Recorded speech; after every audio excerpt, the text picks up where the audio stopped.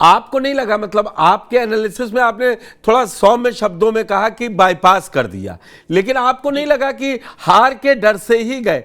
डर कोई वो थोड़ी ना है कि डर रहे हैं, हार का ही डर है ना आपके भी एनालिसिस में? नहीं, मैं इसको एक हार कर डर नहीं मानता, मैं इसे स्ट्रेटेजिकल पोजीशन मानता। ठीक है, आपका सीधा कहना है वो स्ट्रेटेजी के तहत उन्होंने ये बाईपास किया। महेंद्र जी, डायरेक्ट छोटा सा सवाल, रणनीति या मास्टर स्ट्रोक, या सॉरी डर या मास्टर स्ट्रोक? देखिए, मैं पहले ही आपको बोला था आपके ही शो में कि जी कोई न कोई गांधी परिवार का इन दोनों सीट से लड़ेगा चुनाव, जी जी। और वो हुआ।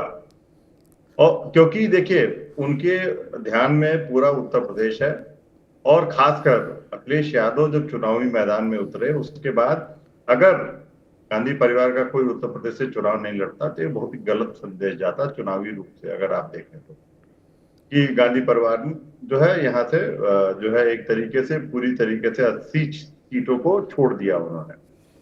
तो ये उनकी मजबूरी है आप कहें, या लेकिन जिस तरीके से लेट कैंडिडेचर डिक्लेयर किया, मुझे लगता है वो उनकी चुनावी रणनीति है। जैसा मैं पहले भी कह चुका हूं कि कांग्रेस पार्टी एक स्थानीय स्तर पे चुनाव ये लड़ना चाहती है। कांग्रेस पार्टी हमेशा से जो है ये कोशिश कर रही है इस चुनाव के शुरू में कि कोई भी ये मैसेज ना दे कि मोदी के खिलाफ कौन, और जो भारतीय जनता पार्टी बार बार कोशिश कर रही है मोदी बनाम राहुल गांधी करने की।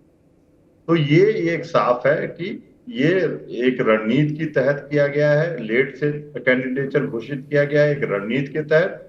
अब ये रणनीति कितनी सफल हो पाती है स्थानीय स्तर पे, ये 4 जून को ही पता चलेगा, क्योंकि ये साफ है कि कांग्रेस के पास उत्तर प्रदेश में कोई भी अपना संगठनात्मक अगर बात कहें तो कोई भी उनके पास वर्कर नहीं है। उनके पास वोट बैंक अगर बात करें तो 3% से कम उन्होंने पिछली जो है विधानसभा चुनाव में पाए। तो अब ये कांग्रेस की किस तरीके से वो अपने पक्ष में राहुल गांधी का इस्तेमाल करके उत्तर प्रदेश में माहौल बना सकते हैं, ये कांग्रेस के जो है पाले में ये बात है, लेकिन ये साफ है। वहीं दूसरी तरफ अगर आप अमेठी की बात करें तो मुझे लगता है अब ये के शर्मा वर्सेस विजय गुप्ता का चुनाव है, क्योंकि जो जो विजय गुप्ता, अगर मुझे नाम सही याद आ रहा है तो, जो स्मृति ईरानी के वहां रिप्रेजेंटेटिव है, और वहां के सभी स्थानीय नेताओं को उन्हीं से नेगोशिएट करना पड़ता है, उन्हीं से बातचीत करनी पड़ती है अगर उनके कोई भी काम होता है, क्योंकि स्मृति ईरानी जी जो है काफी जो है व्यस्त नेता हैं भारतीय जनता पार्टी की।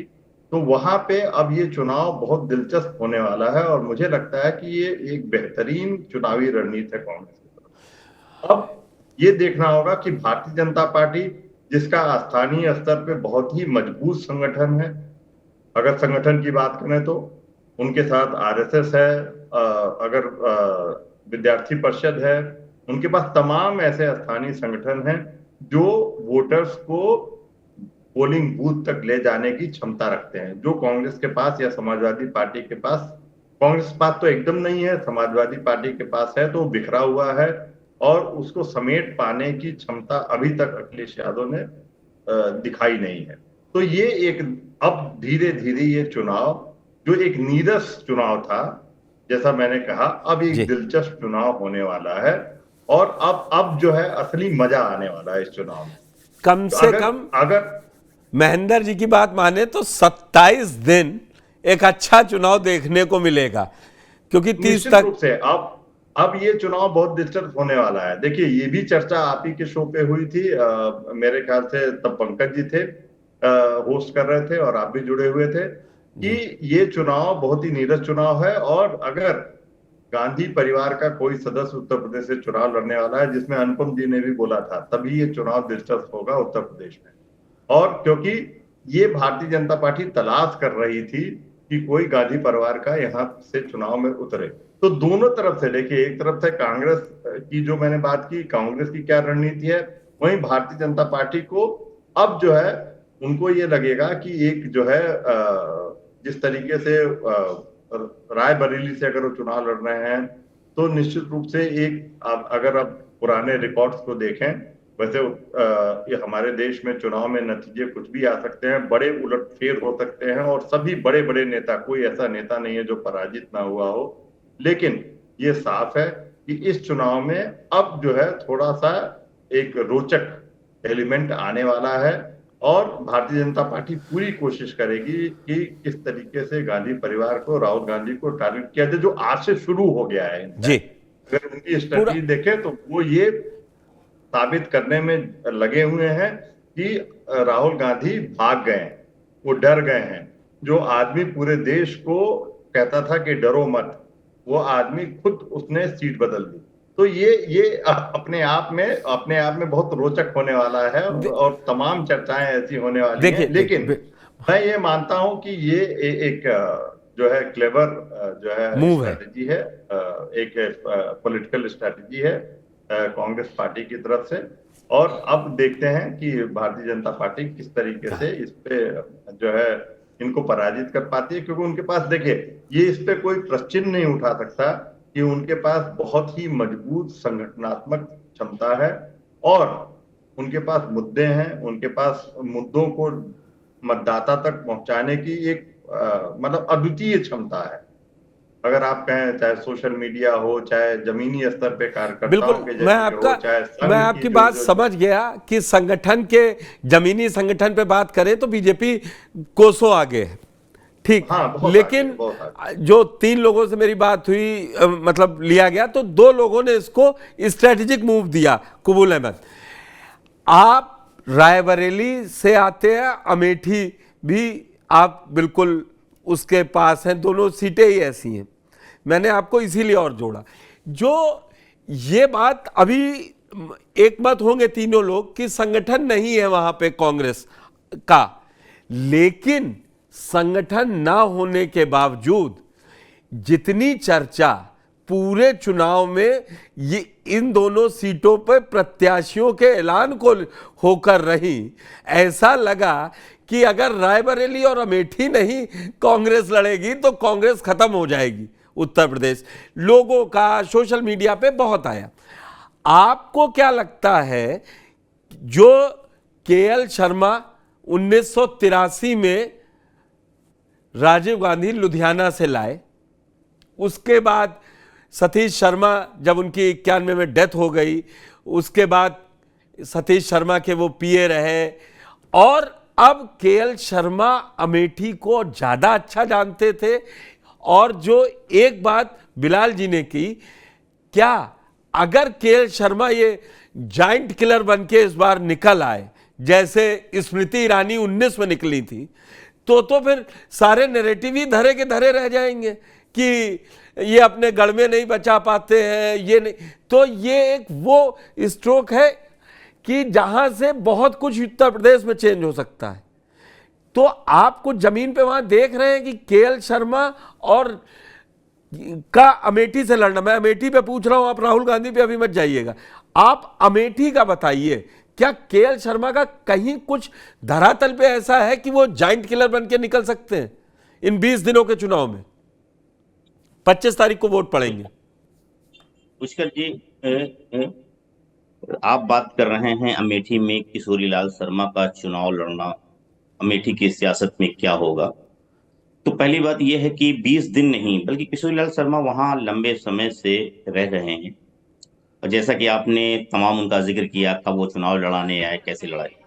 किशोरीलाल शर्मा कांग्रेस के वो मैनेजर हैं जो रायबरेली और अमेठी के लोगों से ज्यादा जानते और समझते हैं। जब तक वो अमेठी में राहुल गांधी के चुनाव मैनेजर रहे हैं, यानी कि प्रतिनिधि के तौर पर रहे हैं, तब तक राहुल गांधी के लिए वहां कभी भी कोई राह मुश्किल नहीं हुई। 2014 में के चुनाव के बाद से राहुल गांधी केएल शर्मा ने अमेठी से के बजाय जो है अपने आप को रायबरेली तक सीमित कर रखा था। और उस वक्त जो है एक कल्याण गांधी हुआ करते थे, कुछ वक्त के लिए कल्याण गांधी को जिम्मेदारी मिली थी। फिर जो है मध्य प्रदेश के एक नेता हुआ करते थे, उनको जिम्मेदारी मिली अमेठी की, और कनिष्का उसके जिम्मेदारी संभाल रहे थे 2019 के चुनाव में अमेठी की। और उस वक्त अमेठी में जो चीजें हुई और जो उसका अंजाम जो हुआ वो आज आपके सामने है कि 2019 में राहुल गांधी को 55,000 वोटों से अमेठी में हार का सामना करना पड़ा। वो सीट अमेठी में जो मतलब काफी अरसे से लगातार जो संजय गांधी के बाद 77 के बाद गांधी परिवार के किसी नेता को 2019 में हार का सामना करना। तो एक तो सबसे बड़ी बात है, राहुल जब तक राजीव गांधी उनके पिताजी वहां से लड़ते रहे वो सीट से अजय रहे, उनकी मां रही सोनिया गांधी वो अजय रही। हालांकि संजय गांधी अपना पहला चुनाव 77 में हार गए थे, लेकिन उसके बाद वो जीतने में कामयाब रहे, लेकिन दूसरी बार उनका जीतने के कुछ दिन बाद उनका निधन हो गया। अब बात आती है किशोरीलाल शर्मा। दरअसल किशोरीलाल शर्मा को पहले समझना चाहिए। देखिए कि सबसे बड़ी बात किशोरीलाल शर्मा क्या है। निश्चित तौर पे जो बात कही जा रही है कांग्रेस की, ये एक बहुत सोची समझी रणनीति का हिस्सा है। कोई ऐसा नहीं है कि ये अचानक कल प्लान बना कि किशोरीलाल शर्मा अमेठी से लड़ेंगे और अचानक जो है राती राता उधर गए। किशोरीलाल शर्मा पिछले 6 महीने से वहां चुनाव की प्लानिंग कर रहे थे। किशोरीलाल शर्मा माइंडसेट से पूरी तैयार थे कि उनको चुनाव लड़ना है। जैसा कि हमने सुबह आपके साथ बैठे हुए मैंने इस बात को विजय उपाध्याय जी थे, मैंने विजय उनके साथ सार्वजनिक किया, क्योंकि उपाध्याय जी किशोरीलाल शर्मा के बड़े करीबी लोगों में से एक हैं, इसलिए मैंने आपको बताया। और उस वक्त मैंने कहा, क्योंकि ये बात किसी और नहीं, किशोरीलाल शर्मा खुद जो है अपने लोगों से कह रहे थे कि इस बार हो सकता है अमेठी से हमें चुनाव लड़ना पड़े, अमेठी या रायबरेली में से किसी एक सीट से, और वो इसको लेके तमाम रणनीति कर रहे थे। आपको समझना चाहिए दरअसल राहुल गांधी अगर खास तौर से अमेठी से वो चुनाव लड़ते, जो अभी तक चुनाव जिस पहली बार अगर आप देखें तो भारतीय जनता पार्टी और पीएम नरेंद्र मोदी को कांग्रेस अपने पिच पे लाके चुनावी मैदान में खड़ा कर रहा है। राहुल गांधी वो तमाम जो सवाल, जो नैरेटिव जो इस चुनाव से पहले भारत जोड़ो यात्रा से शुरू किया था कि संविधान खतरे में है, और जो है लोकतंत्र खत्म हो जाएगा, आरक्षण समाप्त कर दिया जाएगा, इस नैरेटिव को लेके आज भारतीय जनता पार्टी से लेके नरेंद्र मोदी तक को हर जगह अपनी रैलियों में जवाब देना पड़ रहा है, सफाई देना पड़ रहा है, बताना पड़ रहा है, हर इंटरव्यू में उनको ये कहना पड़ रहा है कि न संविधान में खतरे में होने दूंगा, न कुछ होने दूंगा। तो आप समझ सकते हैं कि पूरा चुनाव को राहुल गांधी अपनी पिच पे लाए। जो नरेंद्र मोदी हमेशा चुनाव को या भारतीय जनता पार्टी अपने पिच पे लाती थी, पहली बार जो है कांग्रेस जो है भारतीय जनता पार्टी को अपने पिच पे लाके खेले। एक चीज, ये पूरा चुनाव राहुल बनाम मोदी इस वक्त बना हुआ है, इसीलिए हो रहा है। एक चीज और, कांग्रेस और बीजेपी यही चाहती थी कि राहुल गांधी अगर अमेठी से चुनाव लड़े तो ये चुनाव जो नैरेटिव राहुल बनाम मोदी बना हुआ है वो फिर राहुल बनाम स्मृति में शिफ्ट हो जाता, और जब शिफ्ट होता तो पूरा चुनाव स्मृति होता। और जो स्मृति ईरानी को, क्योंकि स्मृति ईरानी को जो सियासी अहमियत और तवज्जो मिली है वो इसलिए नहीं मिली है कि उन्होंने जो है अमेठी से चुनाव लड़ने आ गई या सांसद हो गई, वो इसलिए मिली कि अमेठी आई, अमेठी में किसके खिलाफ लड़ा, राहुल गांधी को हराया। पूरी मीडिया से लेके तमाम चर्चाओं के केंद्र में वो बनी रही, तो उससे जो उनको हाइप मिली, जो पोजीशन मिली, उसकी वजह से वो बनी रही। ऐसा नहीं है कि राहुल गांधी लड़ते तो राहुल गांधी अमेठी में हार जाते या ऐसा। दरअसल आप समझिए स्मृति ईरानी 2019 में कैसे चुनाव जीती। दरअसल 14 जीती, उसके बाद जो एक स्मृति ईरानी लगातार बनी है, उस वक्त स्मृति ईरानी के बारे में अमेठी के लोग जानते नहीं थे। इसकी स्मृति ईरानी का ये तेवर होगा, ये अंदाज होगा। जब वो सांसद बन गई तो असली परीक्षा जब सांसद बनने के बाद जो उनके तेवर और नजरिए लोगों के सामने आए, तब लोग वहां पे अलर्ट हुए।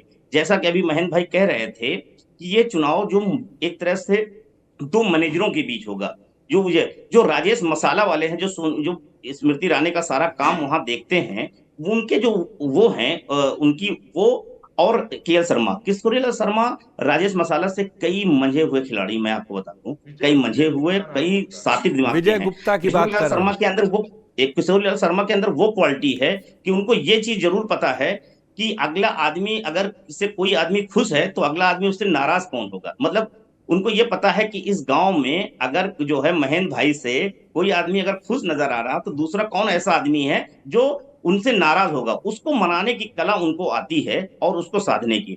तो इस बार जो अमेठी में है, अमेठी में इस बार खेल बहुत कुछ होना है। अभी तो आपको जो दिख रहा है किशोरीलाल शर्मा के उतरने से, और मुझे लगता है जो चीजें अभी क्लियर नहीं हुई हैं, अब वो आपको खेल असली शुरू अब होगा। अब आपको दिखेगा कि अब अमेठी में क्या क्या नया होगा। मैं आपको बता दूं कि भारतीय जनता पार्टी के पहली कोशिश हुई कि बीजेपी के एक बड़े नेता को ला के अमेठी से चुनाव लड़ाया जाए। और एक अचानक आखिरी दिन ये दिया साबित किया जाए कि हम बीजेपी के लिए हैं, लेकिन उसमें अविश्वास की कमी थी, इसीलिए वो ये दांव नहीं खेल के उनको पर्दे के पीछे से उनसे सारा खेल किया जा रहा है। स्मृति ईरानी इस बार चुनाव में 5 विधानसभा क्षेत्र आती हैं अमेठी में, लेकिन वो अपने आप को सिर्फ अमेठी तक ही ज्यादा तक सीमित रखी हैं। वो अपने ज्यादा से ज्यादा समय अमेठी में दे रही हैं, क्योंकि उन्होंने अमेठी में जो बीज बोया है उसका फल जो है मुझे लगता है 2024 में काटना होगा। वो इस बात को बाखूबी समझ रही हैं कि अमेठी विधानसभा के अंदर जो उन्होंने 2022 के चुनाव में किया है उसका कहीं फल 2027-24 में उनको न उठाना पड़े। ये आप मेरा इशारा समझ लें।